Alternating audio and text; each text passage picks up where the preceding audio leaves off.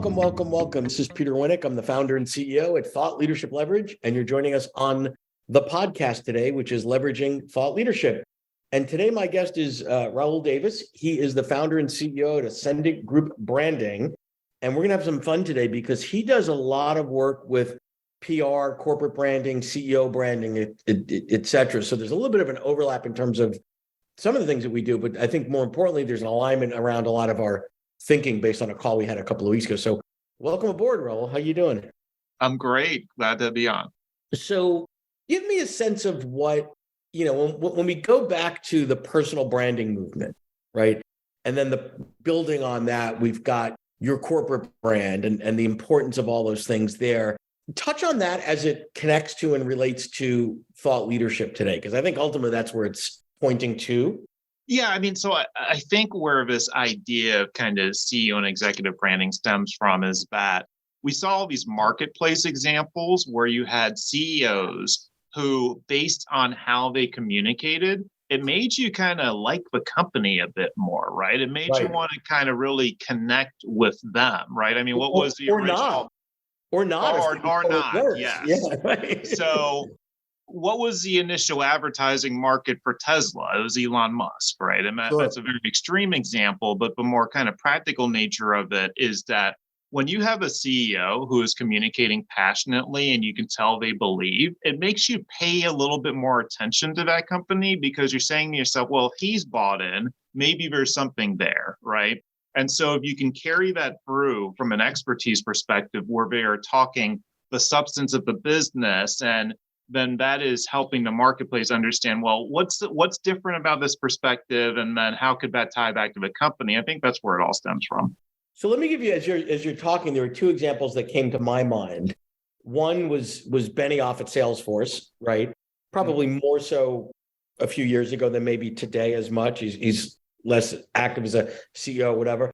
And the other was Schultz from Starbucks, which is more product, right? So give me maybe compare and contrast, or...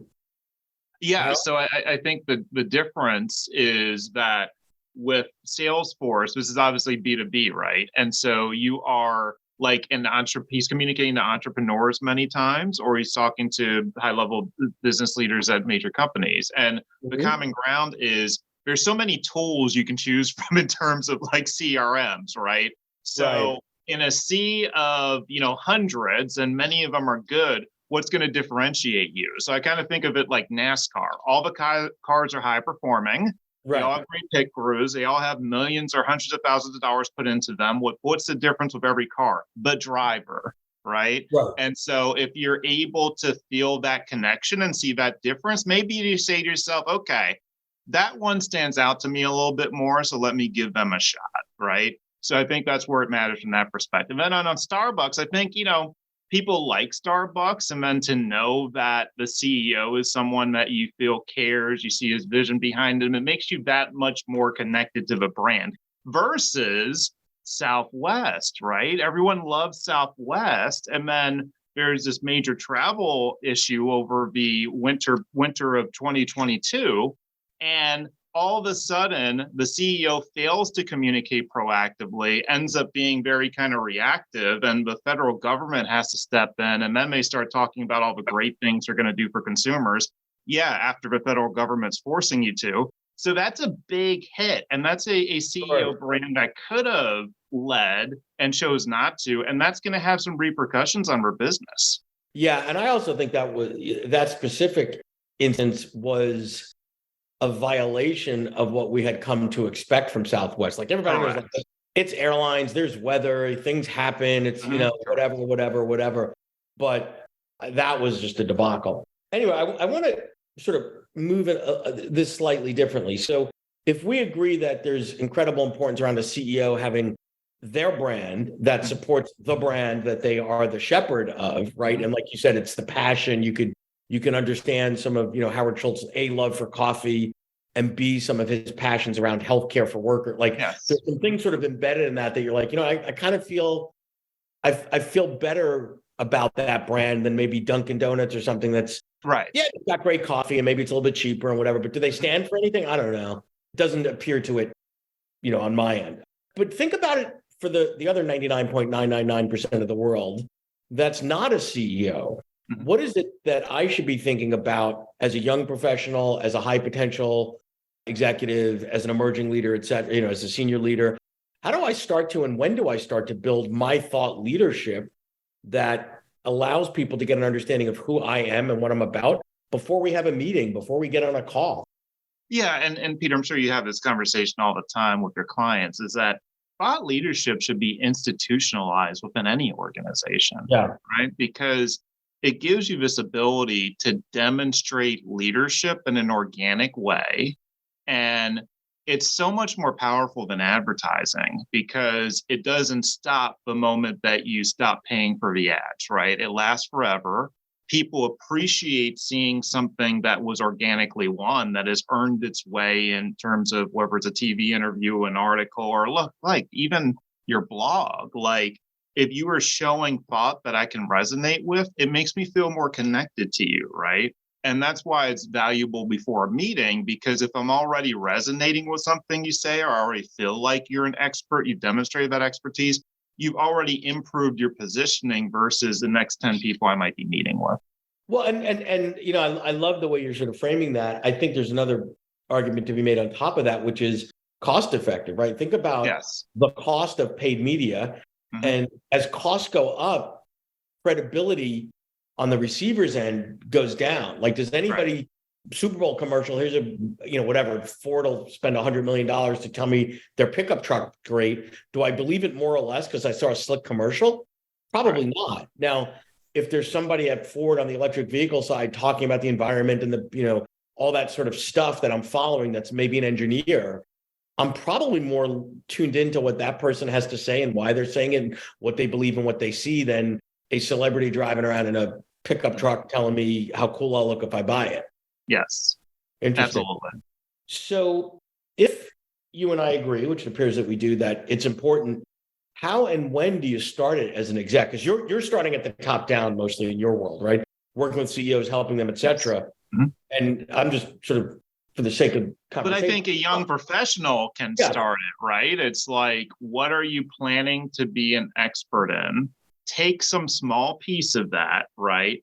And begin to be best in the world for that one small aspect of it, right? So what is a subcategory that you can begin to own, build your expertise around, articulate that expertise to the world, and then have that carry through on your LinkedIn, on your other social platforms, hopefully media, right?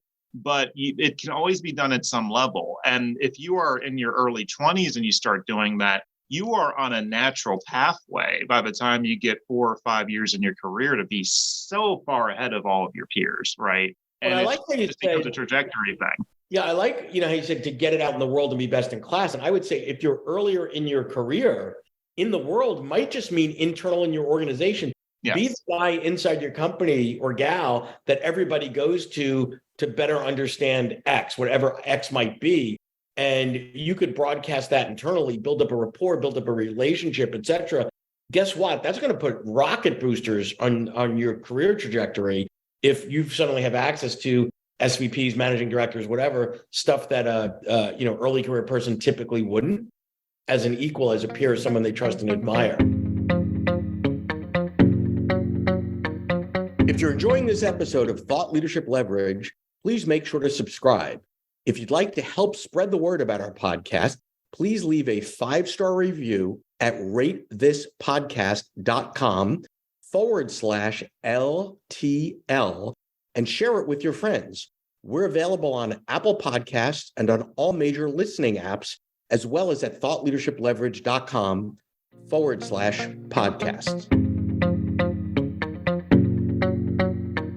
And then there's another tie-in with that, right? By mastering it for yourself, it can put you in a position where you can potentially be sponsored or ask for a mentor hire in the organization, and then start doing it for them, right? And then that will really help your career as well.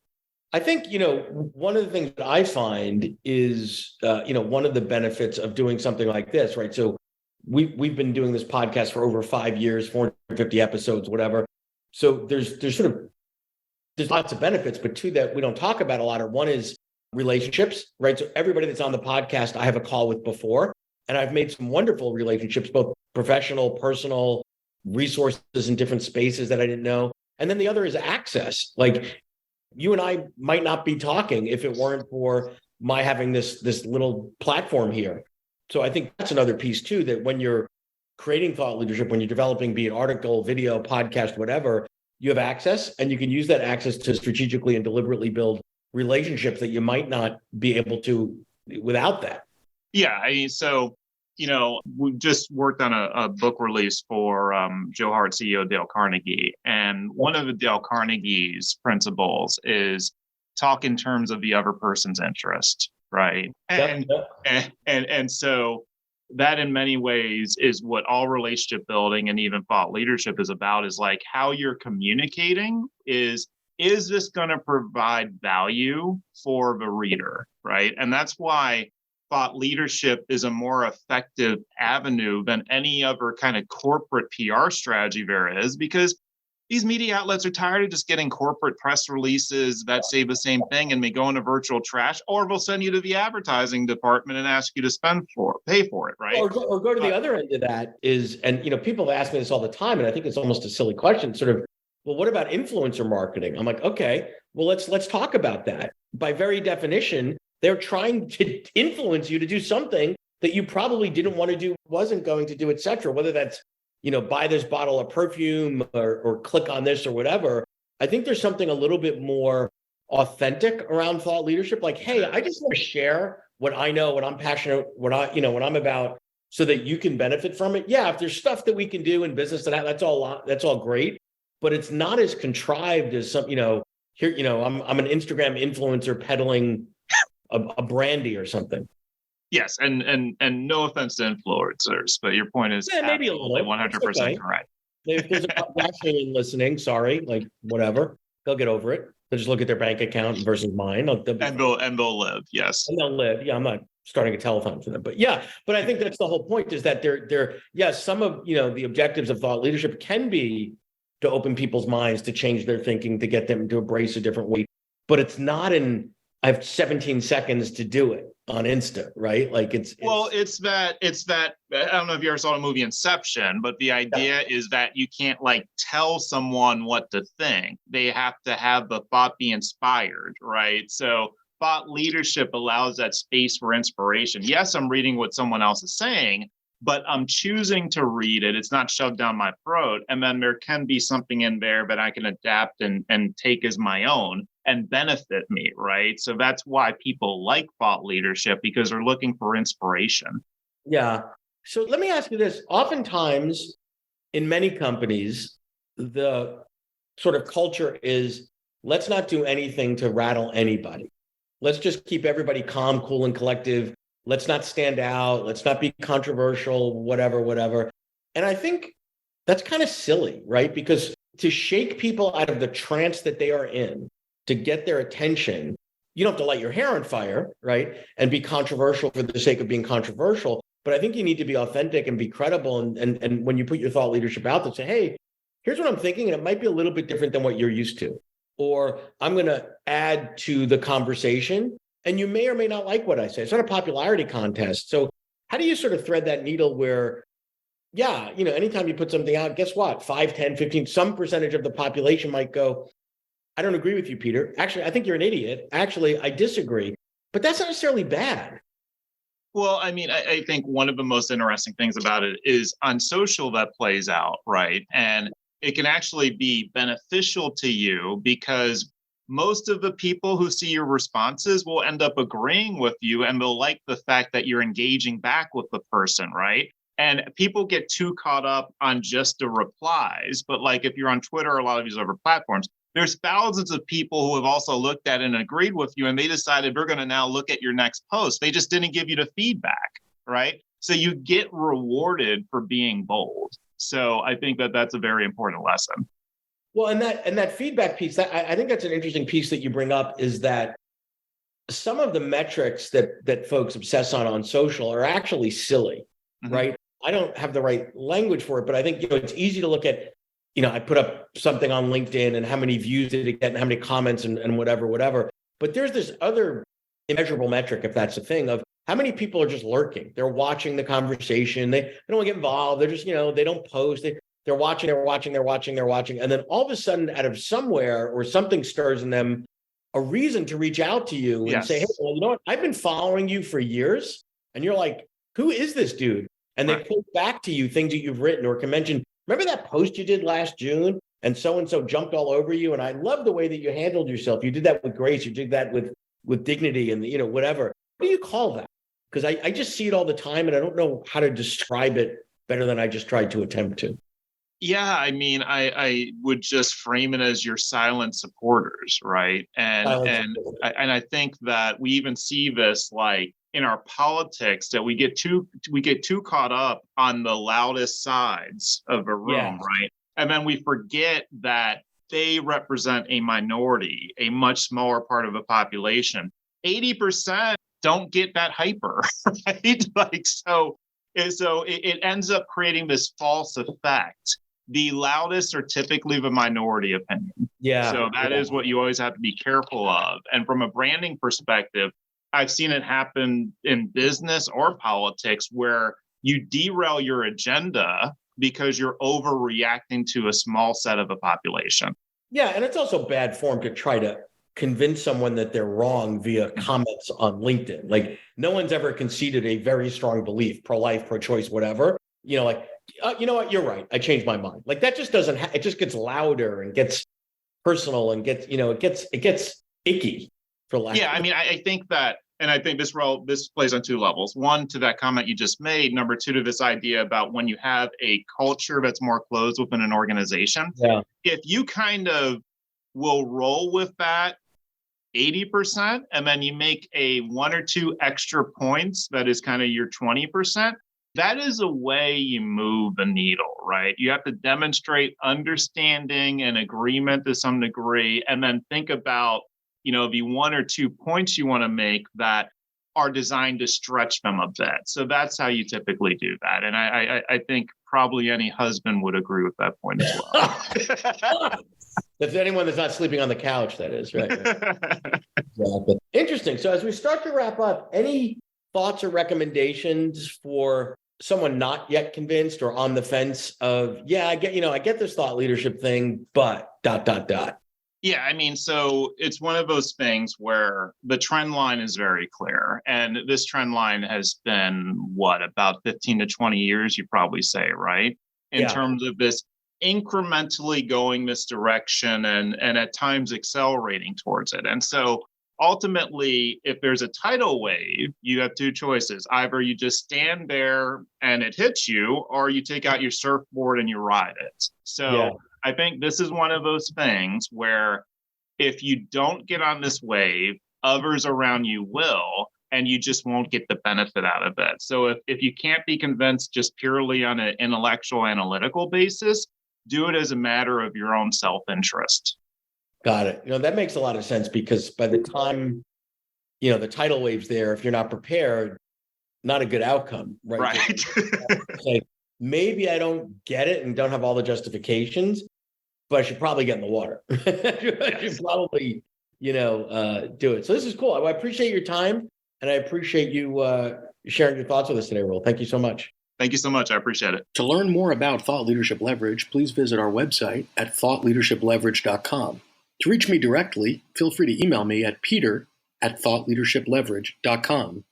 And please subscribe to Leveraging Thought Leadership on iTunes or your favorite podcast app to get your weekly episode automatically.